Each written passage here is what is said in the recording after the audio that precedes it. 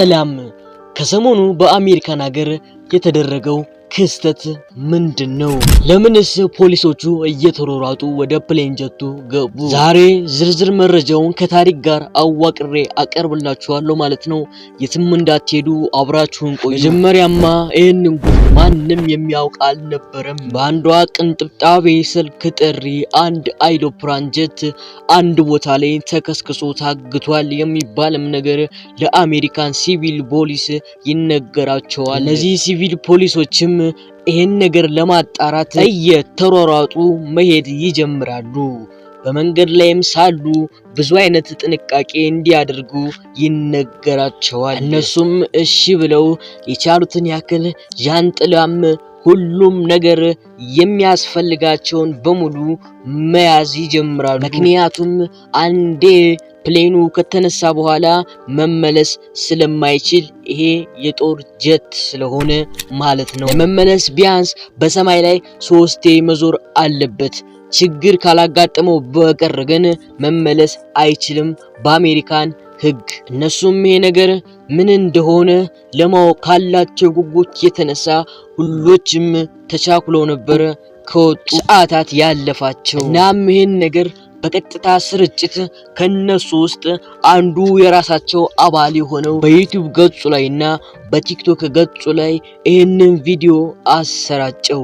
በዚህ ቪዲዮም 5 ሚሊዮን ሰው ዩቲዩብ ላይ አይቶታል ማለት ነው። ሁሉም ሰው በግርምት ይሄን ነገር ምን ሊሆን ይችላል እያለ ተንሰፍስፎ እየጠበቀውም ነበር። ከዛ መሄዳቸው አይቀርም የፕሌን ጀቱ ላይ የነበረውን በእኛ ታኮ ብለን የምንጠራውን ነገር ከላልተው ሁሎችም በፕሌን ጀቱ ውስጥ እየገቡ ቪዲዮ አሰራጭቶትም ነበር። ከዛም ከሰዓታት በኋላ የፕሌን ጀት ወዲያውኑ ከሚያርፉበት ቦታ ተነስቶ ወደ አንድ አካባቢ አቅጣጫውን ያደርጋል። በዚህ አካባቢም ለነሱ የተሰጣቸው ኢንፎርሜሽን የታገተ ፕሌን አለ ስለነበር ሁሎችም ምን ይሆን ሚስጥሩ እያሉ አንሳፈው ነበር ወደ ቦታው ያመሩት። ከሰዓታት በኋላ የማይደረስ ነገር የለምና እነሱም ወደ ቦታው ይደርሳሉ። ሲደርሱ ግን ያዩትን ነገር ማመን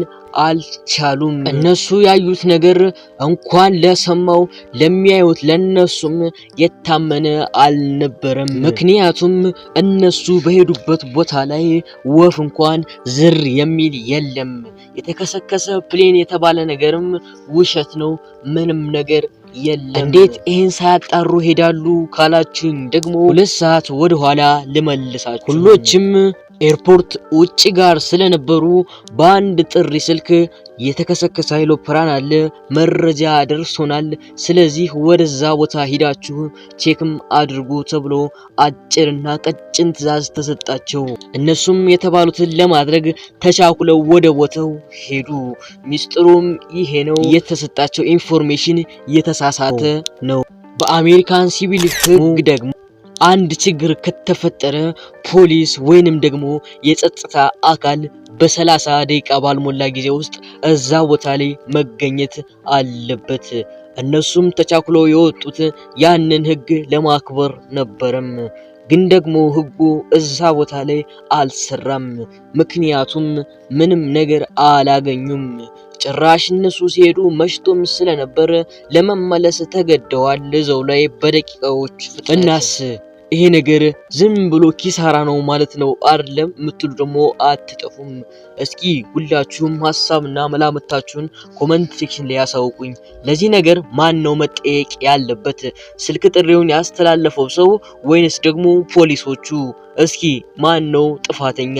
ሁላችሁም ኮሜንት ላይ አስቀምጡልኝ። በሌላ ቀን በሌላ ታሪክ በሌላ ቪዲዮ እስክንገናኝ ድረስ ለዚህ ቻናል አዲስ ከሆናችሁ ወይንም ደግሞ ሰብስክራይብ ካላደረጋችሁ ሰብስክራይብ ማድረግ እንዳትረሱ፣ እንዲሁም ላይክ አድርጋችሁ አበረታቱኝ። ሐሳባችሁን ደግሞ ኮሜንት ላይ ማስቀመጥ እንዳትረሱ።